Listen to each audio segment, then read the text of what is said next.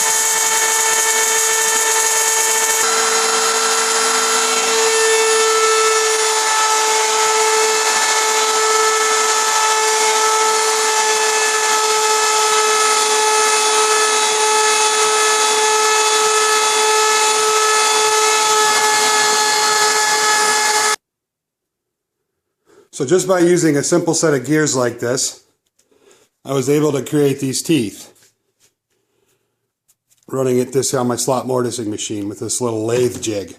And I did a video on this lathe jig a while back. You should go check it out if you haven't yet. So now this is cool, but the really cool part comes next, where we cut the inside teeth on a nut for this threaded rod using the slot mortising machine. Okay, there it is, guys. For those of you who've been waiting, this is how I'm cutting the teeth on the inside of the nut. I've got a steady rest of sorts that I've made right here.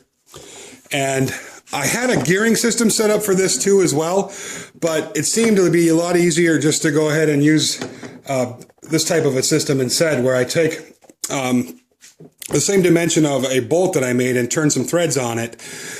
And then by fastening this screw down, I have a 45-degree miter on this. This goes in between the threads, and as I screw that in, it advances that at the right rate. So the little 45-degree bit that I made here will cut the teeth into the inside of the nut. And I just have the nut screwed on a little plate right here attached to this whole assembly.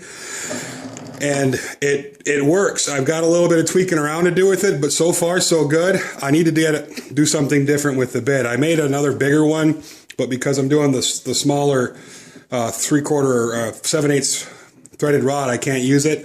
So I just I murdered one of my other router bits and made this little 45-degree cutter head here to cut the teeth on the inside of the nuts, and it's working. I need to go ahead and buy a bit. And I think that's my next step. And I'm really enjoying this, and I didn't think I would.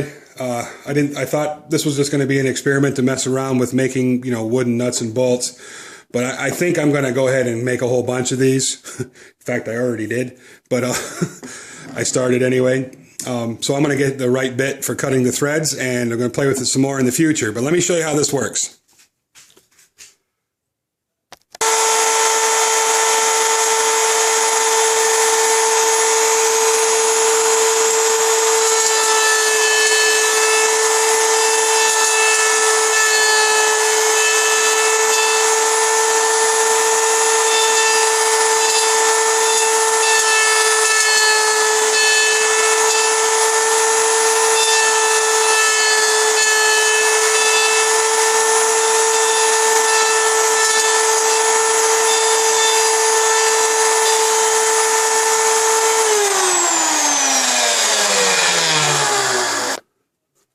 Well, that's it.